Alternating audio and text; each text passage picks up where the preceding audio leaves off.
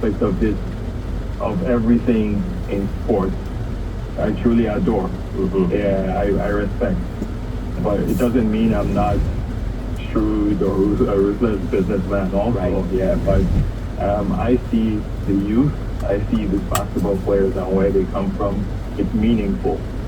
As we're talking about the NBA, there's also this massive global ambition, of course. We saw it obviously on display, with the work that you're doing in Africa. We see the BAL, we see NBA Africa, we see what's happening in other countries. What's next for that? You're a primary architect of this. You've managed the only international franchise. You have Giants of Africa. What needs to happen next to really grow the NBA globally? And what's the reasoning behind it?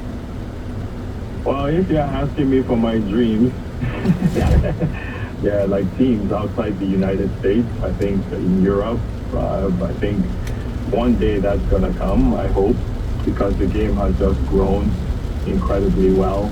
I think over 100 players from outside the United States in the NBA now. The NBA creating that league, the Basketball Africa League, to me is a huge eye-opener because when you look at talent all over the world, there is a chance, even if it's like this little. Yeah, I can't really think in my head that I saw Joel Embiid sitting down the basketball camp in Africa how many years ago, and that same kid will be the MVP of the league and will score 70 points a couple days ago in a game. You saw him when he was a kid. Yes, he was in Basketball Without Borders. But who are the top 5 players in the NBA now? Like in the MVP race, I think. Like it's Embiid, it's Jokic, it's Luka, it's Shea Gilchrist Alexander. They are international players. And so look at the movement with Canada basketball. Yeah, and what they did in the Olympics. Yeah, it's just an emergence. And it can't be seen as a gimmick anymore. For me, we have to develop it even more.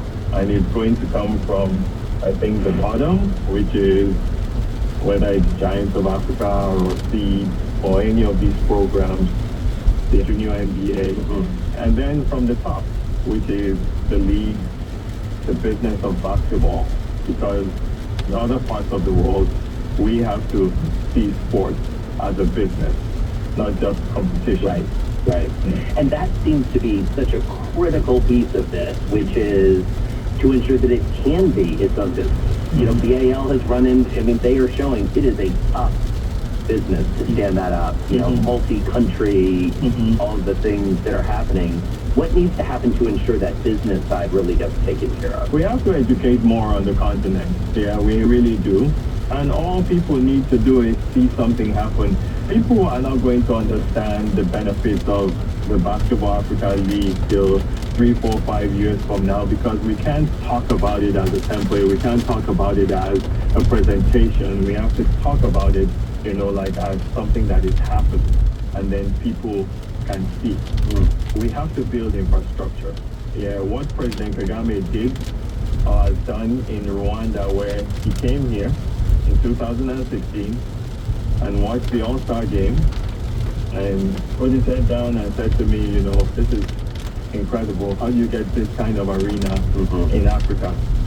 When you think about entertainment, when you think about music, sports, this whole ecosystem, we need the infrastructure on the continent. And it's coming slowly because as soon as we get infrastructure on the continent, it's over. Yeah, where these artists, Davido and Tiwa Savage and Burna Boy and Wizkid, and I can keep naming them, and where they can go and play and tour on the continent, sports is being played home and away in different parts. Now you are building a business. Now you are building an ecosystem that has to sustain. Yeah, and now companies, partnerships, businesses start putting money into this. The eye is going to open. So the main step now for us is to build this infrastructure around the continent. Right. And so you obviously deeply believe this. Do you feel that the rest of the NBA is buying in, and not just from the league perspective, but other owners, other executives? Are they committed to this global growth, do you think, to the extent that they need to be? I think they are. And I think we need to educate more too. You know, like a lot of people, when you think about Africa, I say it in the most humble way and I say it in the most respectful way. A lot of people think about Africa, they think safari. Yeah, they think, oh, we have to donate $10 to people suffering.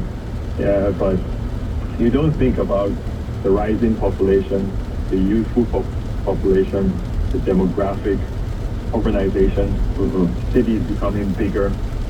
There's so much going on, you know, like on the continent.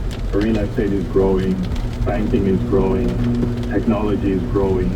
Yeah, I want sports to grow. Yeah, I want sports to be bigger because we have talent. Yeah. Is there a world in the near future where Joel Embiid, Pascal Siakam, Dikembe Mutombo of the next generation play in Africa? They don't come to the NBA. I see that world in football and in basketball, and I'm hoping it happens before I leave this world. Yeah. I can't tell you when it's going to happen, but it is going to happen. You're listening to The Deal with Alex Rodriguez and Jason Kelly, right here on Bloomberg Radio. 7:38 on Wall Street from Bloomberg World Headquarters in New York. I'm Doug Prisner. A big day in the political arena. We'll have details on this Democratic presidential rally in Philadelphia coming up here on Bloomberg Radio. First, an update on the hour's top business stories, and we'll begin with the equity market, where we saw a case of dip buying. After 3 days of heavy selling, the S&P 500 rallied today by 1%. All 11 industry groups moved higher. We heard from the CEO of Goldman Sachs, David Solomon, saying the Fed will avoid taking emergency steps to cut rates, and he sees the American economy avoiding recession. Solomon told Bloomberg Television he does not expect anything from the Fed before September. Now, coincidentally, markets are dialing back expectations for deep rate cuts. Right now, the swaps market indicates cuts totaling about 110 basis points between now and the end of the year. Yesterday, that number was up by as much as 150 basis points. After the bell, we heard from Airbnb. The company gave a disappointing outlook for a third consecutive quarter, and Airbnb warned of a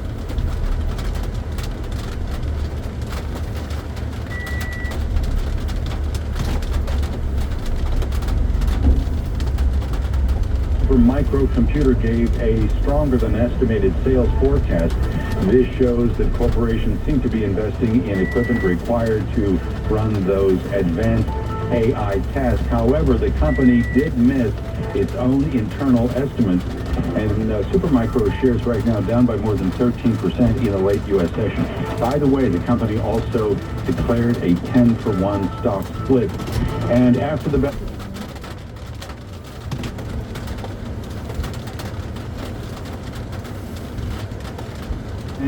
of data licensing partnerships, combined with some greater investment in new advertising technology. And Reddit is forecasting revenue for the current quarter above the average estimate. Let's check on global news next. Ed Baxter is in Bloomberg Newsroom. Eddie? All right, Douglas, as you mentioned, the Democratic ticket is Harris Walz. After a whirlwind vetting and interviewing process, Harris decided on the Minnesota governor and talked about her vision for the country. Ultimately, in this election, we each face a question. What kind of country do we want to live in? A country